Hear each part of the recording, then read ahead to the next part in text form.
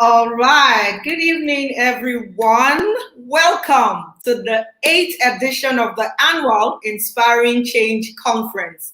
Tonight, we are starting the virtual conference with one of my very good friends, Chukwuma Uwanze. Chukwuma Uwanze is the ED of Credit Direct, and he has quite a large profile. I'm going to be reading that shortly. I can see Chukwuma Uwanze is already in the backstage. So Chukwuma Uwanze is an experienced board member, a transformational leader, a versatile and well-rounded business and financial manager. He is a fellow of the Institute of Chartered Accountants of Nigeria. Chukwuma is an Oxford-trained finance expert and a business executive. He has facilitated in dozens of trainings for finance and non-finance managers on business, finance, and strategy related courses. He currently sits as the Executive Director, Finance and Strategy at Credit Direct Limited. Okay, everyone, without further ado, let's welcome Mr. Chukwuma Uwanze. We would like to see your face. Hi, everyone. Welcome. Yeah, good Thank evening. you so much, Chiguma, for joining me on this stream. We don't want to keep you for too long because I know that you're very, very busy. Because of the new normal, what money lessons struck you the most in 2020? In 2020, it was very clear to me that providing services that are essential in nature was critical, right? Anything that had to do with food, healthcare, education, to a very large extent, even the air that we breathe, transportation, right? If you think about it, what were the offerings that were allowed to continue operations during the lockdown? They were the essentials. Face masks, essential services, yeah. pharmaceutical So for me, products. absolutely. And when you think about the size of the Nigerian market, even when you drill down to the people with disposable income, you still have a large size that is available to you. So I'll say to guys who don't know, think of the essential services market. I'm a chef and I sell bread, and you diversify too. Yes, I of course, absolutely. As an accountant, that's a good point. Bread production. You raise. Everyone has to pivot. Everyone needs to change the way you were used to it, because the world is no longer the same. Exactly. Right? So you must add something else. You must get dynamic. And essential services, is actually really a cool thing. And there's some money in it if you do it well. There is money, is essential services. You can hear it. So I'm sure there is an entrepreneur or an aspiring entrepreneur that is listening to you now, or should I just say business owner, someone who the pandemic hit really bad and they don't even know what to do with their lives. And someone is already thinking, maybe I should go and borrow from the bank. What advice do you have for someone who is ready to start up their business by borrowing from the bank? It's an absolute no. It's an no. absolute no. There's no mincing words with it. You cannot start up a business with debts. That's the template for Suicide 101. Your business will not succeed, and I'll tell you why it's that way. Debt doesn't come free. You're paying interest every month. You can only pay interest from the proceeds of your business, and it takes business time to reach its potential to generate money. Yes. Whereas the person you borrowed money from, whether a bank or a friend or whatever, expects you to start paying interest, and in some cases principal, at a time when the business hasn't matured enough to generate the cash flows you use in paying that thing. So a lot of time we see people who are running from pillar to post. What has happened is that your business cash flows haven't reached that mature point that you can start spitting out, sufficient enough cash flows to repay back debt. So I'll say to people, if you're starting up a business, use your money, use your inheritance, use your best friends. If go to your daddy, your mommy, your uncle, go and get a grant. Look for free money. You know why? Because guys, no matter, the truth is that not every business will succeed. Not every business is going to succeed. That's the hard truth. Not every business will succeed. So it's best you don't do it with BC on your head again. Right? So one has to be very careful. So for startup businesses, is an absolute no-no. Debt is great. in the capital structure of a business, but you should only take debt when your business has reached is mature enough to start generating cash flows that can be used in the servicing of such debt. Okay, thank you so much for that. We have cleared that. If you are a startup, don't start with funds from banks. Start with funds from family and friend, your best friend, your own savings, your own everything that you have. Sell your car. Sell your best clothes. Sell your car. Sell your best Sell your Gucci bags. Yeah, your Birkin bags. Yeah. How about entrepreneurs who have been doing business for like 10 years? They need equipment. They now have staff. They have a structure, but they need big money to be able to scale up. But the equity the banks are requesting for is outrageous.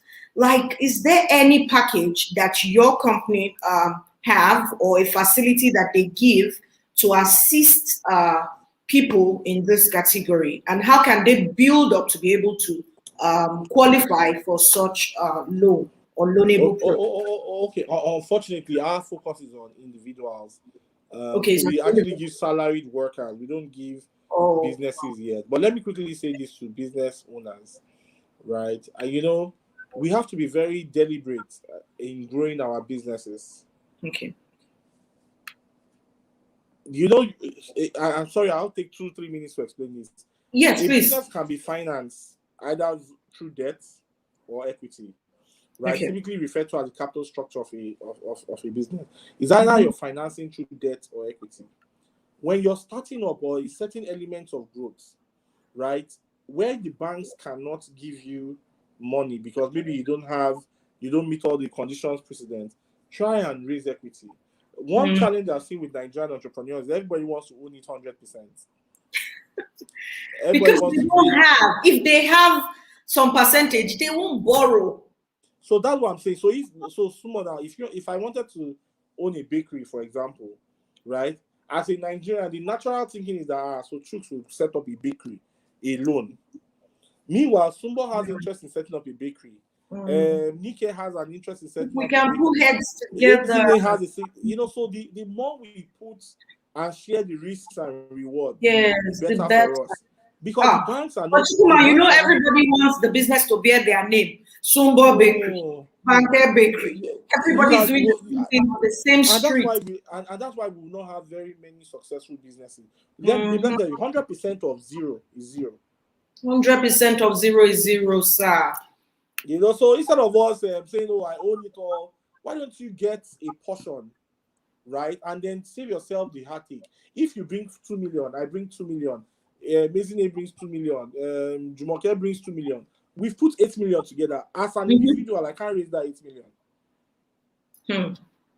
But we all have common interests. You can raise it together. We all have unique strengths. And so in that business, we all share it based on our own uniqueness. And there's a higher chance that the business, I say this from experience, there are investments I've made going alone, and the thing will give me migraine and give me headaches. But there are the ones I've done with partners, and those ones honestly scale faster than the ones you're going solo. Of course, everything has its pros and cons, the advantages and disadvantages, but you always find a way around that. How can you now develop an ability to have that kind of personality that will make people trust you with their funds? Because it's okay if you can sweet talk your friend and say, let's do this together. People's fingers have been burned. People have learned from experiences. They don't want to join issues with anyone when it comes to money, even if they're siblings. There's this saying that money has spoiled relationship. Money spoils 20 years relationships. What can we do as Africans now to ensure that we have that how would I put it now? The personality that will make people trust us with their funds, especially. The truth is that, and I say this a lot, that going into partnership with another person is sometimes deeper than the commitment required in a marriage. Because the truth is that if you cannot marry that person, then you're not ready to commit. Because see, businesses are ordinarily set up. They are entities in the sight of the law. Those entities can actually transcend our generation to the next one. So the person I'm getting into bed with, am I ready to risk my world with the person now? Am I ready to be with that person now, and my children be with that person's children in the future? That's how deep the consideration The is. relationship. So you cannot jump into it. Very recently, somebody said to me that, Chuks, I want to do business with you. And I said, you don't know me. You don't know me. Right? So the due diligence that it's must just be perception that we see outside that we know. The one you want us to see. Yeah, exactly. Yeah, you know, in this our light camera action social media generation, one has to be super careful. Yeah. You know, so one has to be super careful. You can't jump into a partnership because it's a deep thing. If that person could not pass as someone you spend the rest of your life with, you probably can't do business with that person. You can't jump. The truth is that money always causes fights. But there are ways around it. There's a way you can structure the business. There's a way you can make very clear lines from the one. And like I was saying earlier on, the business has to be structured in a proper way. I always like to think of the organization structure as the skeletal framework of the body. Yes. Right? If you have a deformed skeletal structure, your body will be deformed. True. So you cannot have a deformed organizational structure and expect to have a fluid working organization.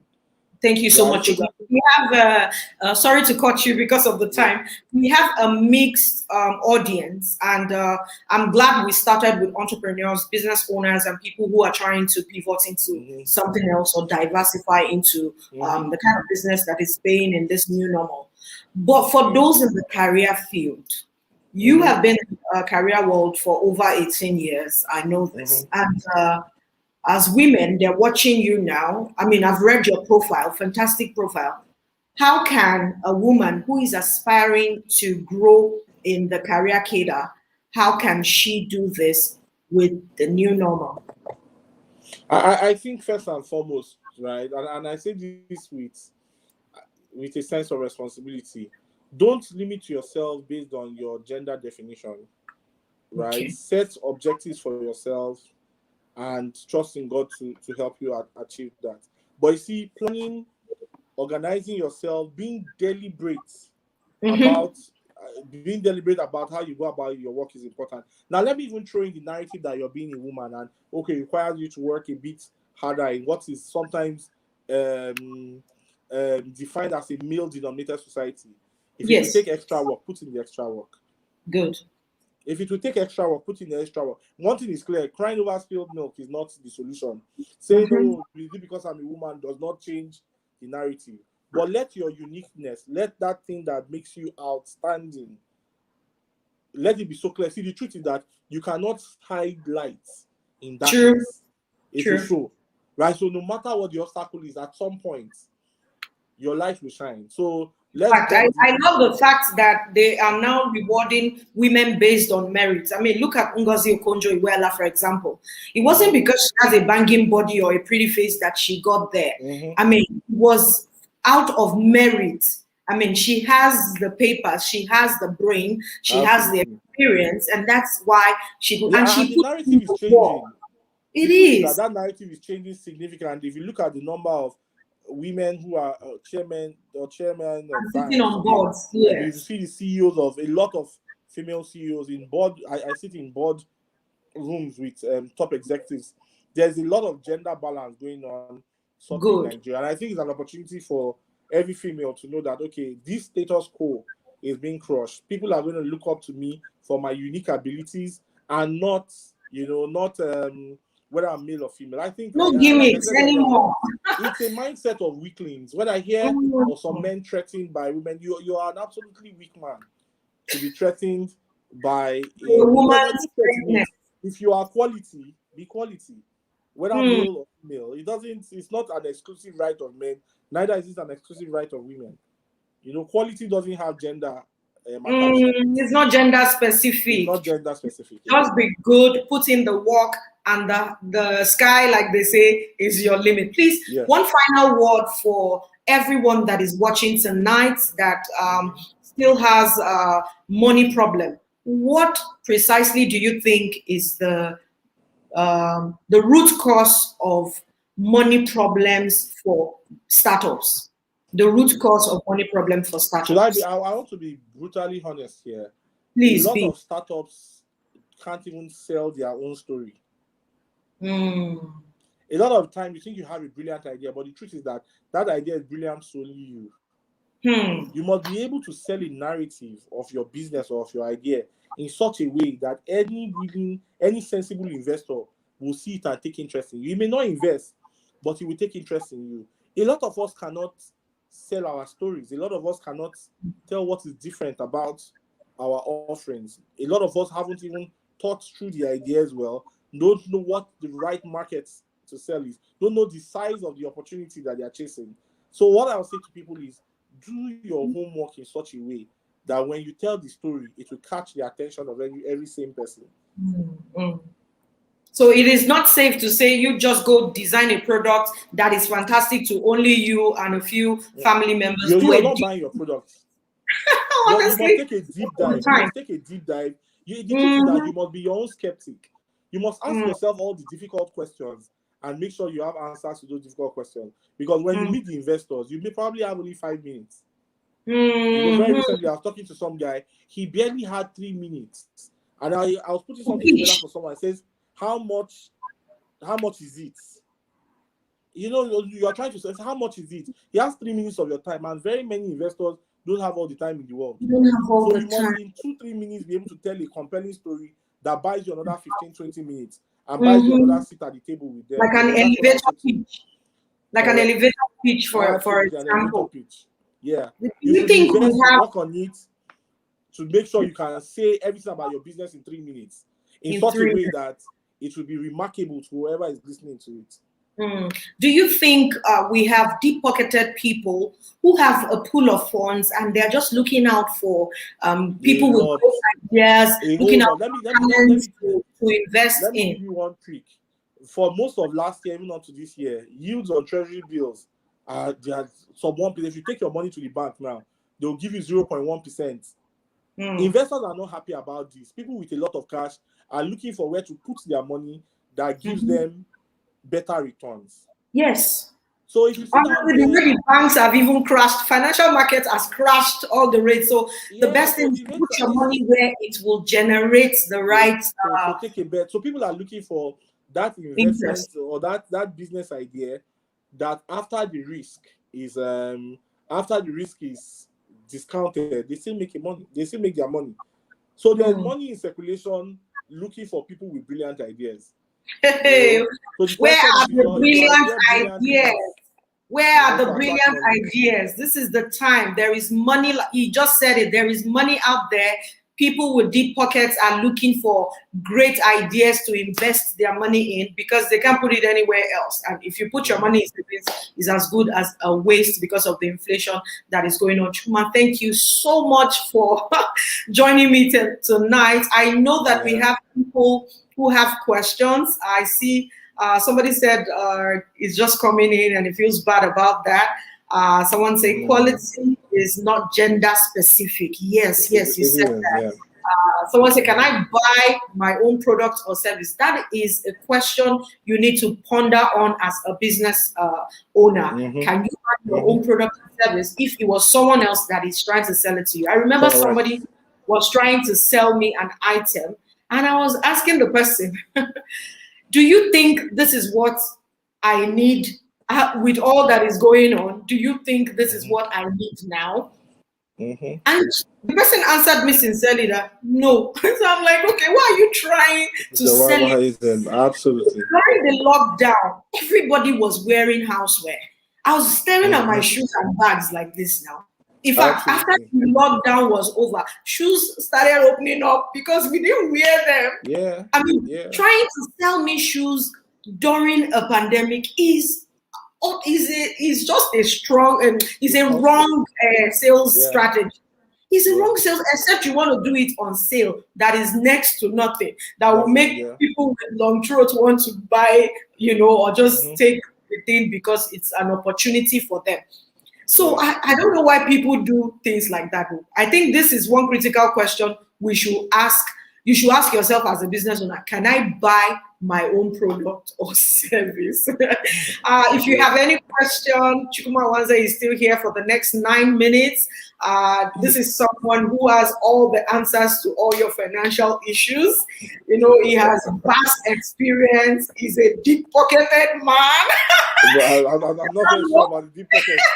If you pitch very well tonight, he may choose to invest in you.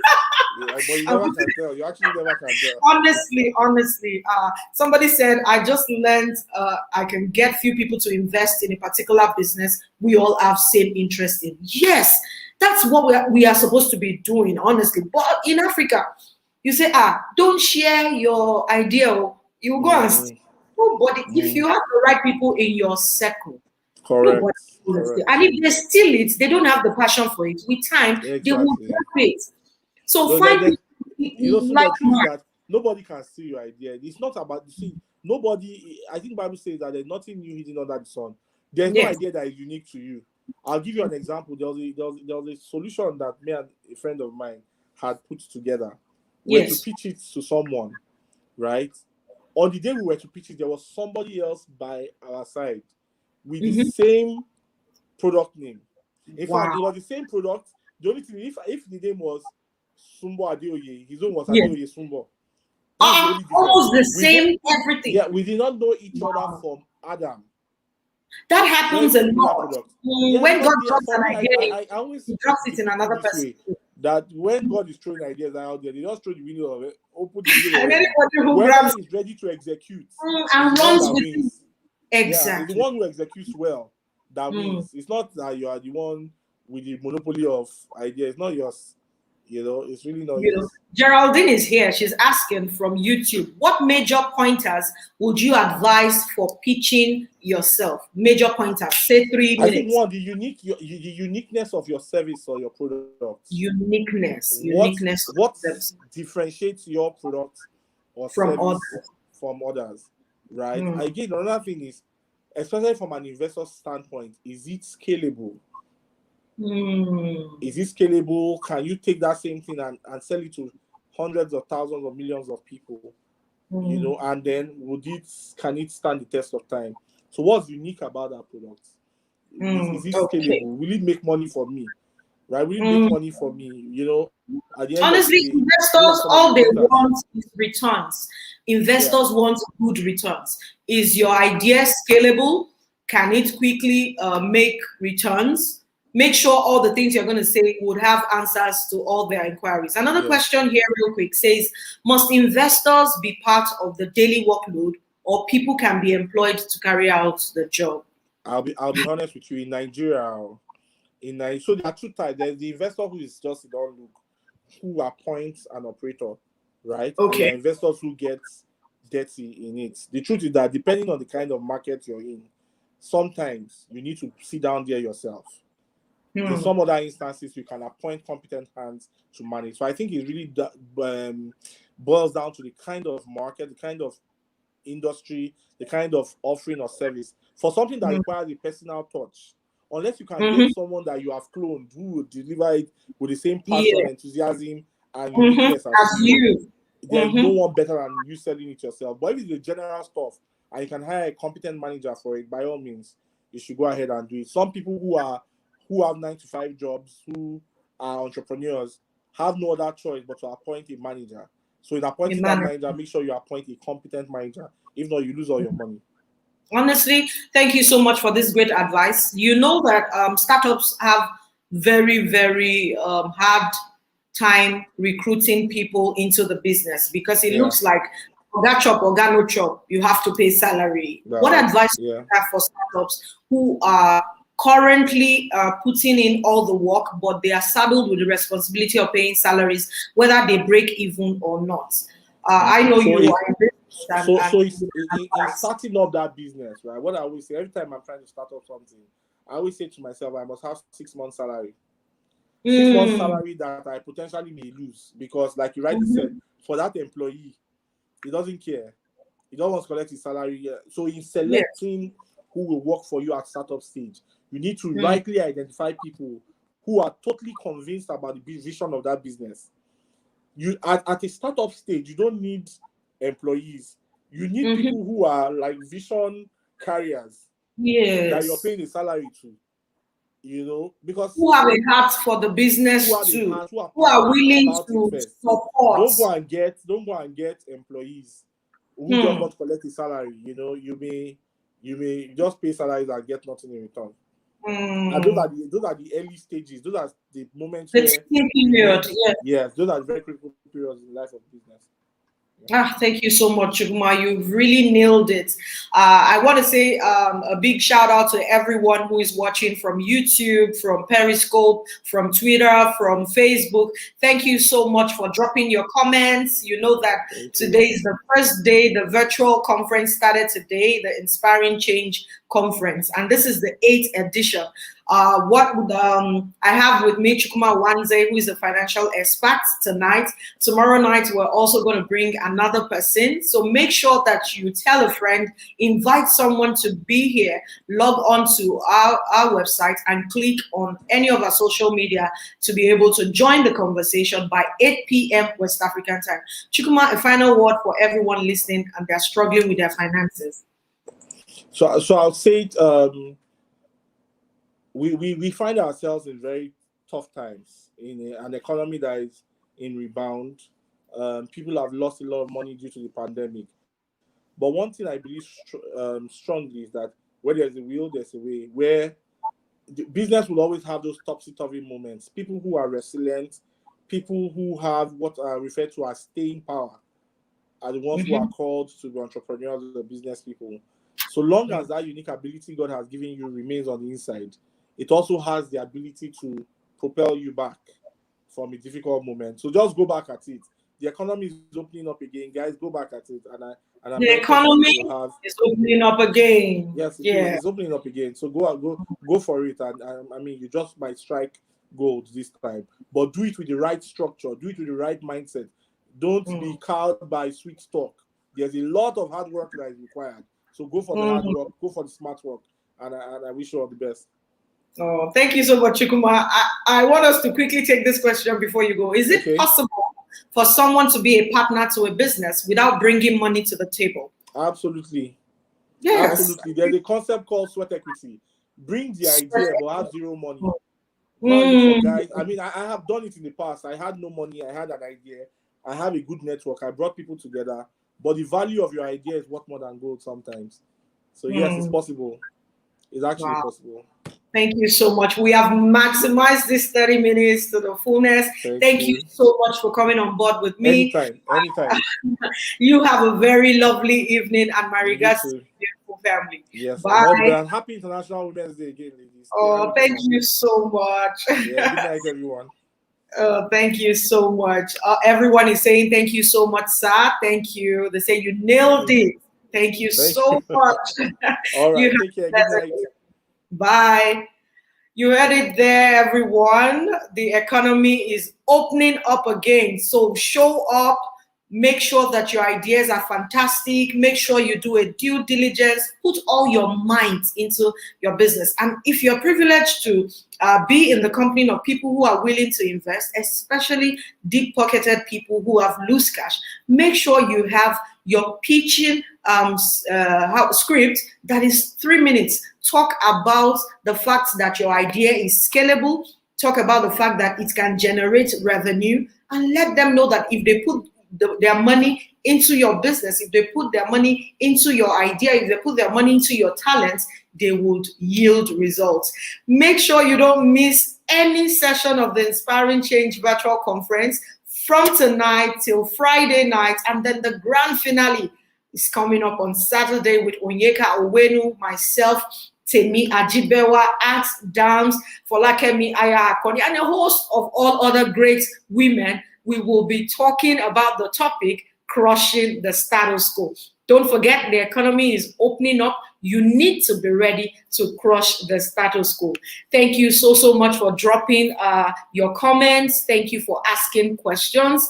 It is value that matters. And it is the fact that people are willing to invest, but what you want them to invest into, can you buy it too? See you again tomorrow. God bless you. Have a very pleasant evening if you're watching from Nigeria. Have a very beautiful afternoon if you're watching from the United States. Do have a pleasant night if you're watching from UK.